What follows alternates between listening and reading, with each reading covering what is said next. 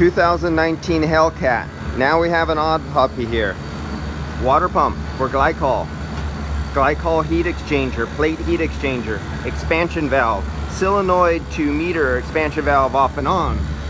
Glycol heat exchanger, refrigerant heat exchanger for air conditioning system. Supercharger intercooled plate with the cooled, chilled glycol that picks up the heat from the air to compress, to remove the heat. The heat makes its loop all the way back through the pump, going through the plate heat exchanger, the expansion valve with the cold refrigerant chills it again, going through the loop in the system again. Refrigerant system, we have a 12-volt solenoid valve cutting it on and off right here too. That's another one that has to be another oddball in the system. There's a lot more to this. Air conditioning is not just for the passenger, secondary.